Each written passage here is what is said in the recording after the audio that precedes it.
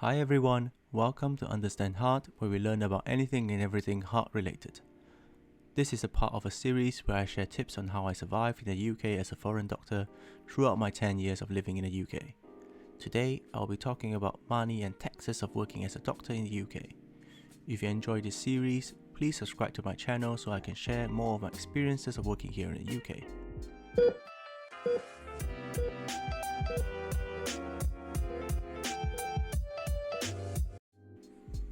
As being a doctor is my first ever job, I have never had any ideas about taxes and finances until a few years of working.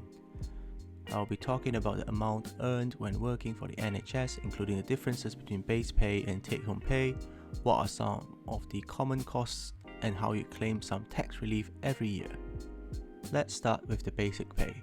This is the base pay that every doctor of your grade gets, and it is all predetermined based upon the grade and as a gross pay that you are paid for a 40-hour work week over the year. This is normally quoted as an annual pay and is pre-tax, so you have to deduct the tax before you can calculate your take-home pay. From this, you can calculate your basic hourly rate. As many specialties have on-calls, you will have a supplemental pay on top of your normal pay. This is again determined by the number of hours you do, including weekends and nights. This is split into nights, weekend allowance, and additional rostered hours. For nights, you'll be paid an enhanced rate of 37% above your hourly basic pay. For example, the basic hourly pay of an ST3 would be around £23 per hour, and the hourly pay at night would earn an extra of £8.70, which rounds it up to around £32 per hour. Following on, the number of weekends which you are rostered on will attract extra weekend allowance depending on its frequency shown on the table, with the highest being 1 in 2 weekend and an extra 15% allowance of the basic pay. Lastly, there is the additional rostered hours over the 40 hours per week in which you will attract the basic pay. Remember, this is averaged out of your rota duration, as there will be weeks where you work more and weeks where you work less.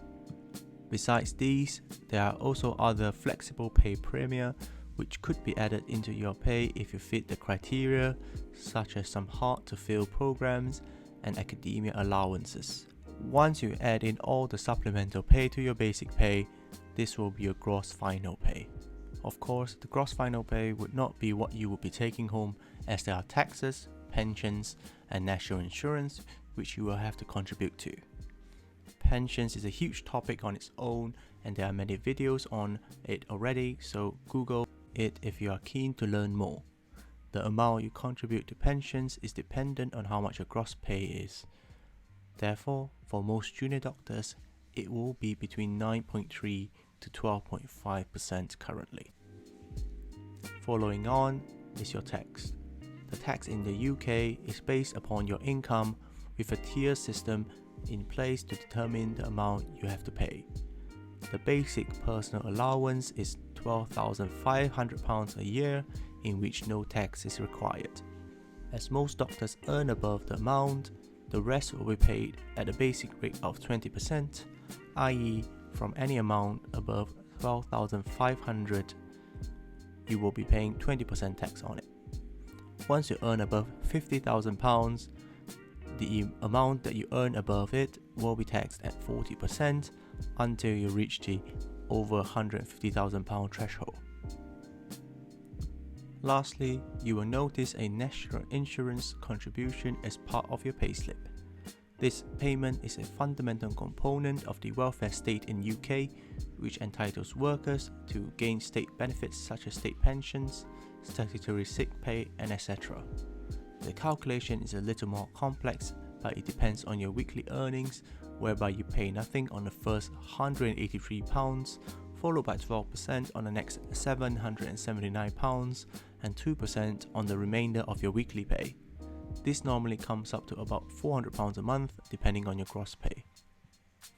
There are also other common costs which could be deducted from your pay slip, including parking or accommodation and other salary sacrifice arrangements which your trust provides.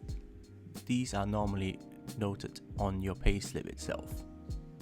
Lastly, an important thing to know is about claiming tax back for employment-related expenses. This can be done every year and up to 4 previous tax years, so if you're watching this video in 2021, you can claim all the way back from the tax year of 2016/17. The tax year runs from April to April of the next year, so if you want to claim for 2016/17, you'll have to do it before the 5th of April this year. Tax refunds which I've claimed before in the past included payment for professional registration like the GMC, Royal College of Physicians, the Medical Defence Union, BMA, and European Society of Cardiology, which could amount to a few £100s a year. Other expenses which can be claimed are for professional exams like the MRCP.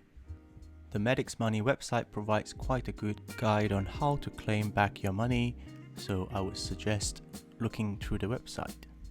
These are some financial advice which I wish someone told me earlier in my career, so I'm hoping that it will be helpful to you too. If you find this interesting, please like, share and subscribe. Thank you for joining me.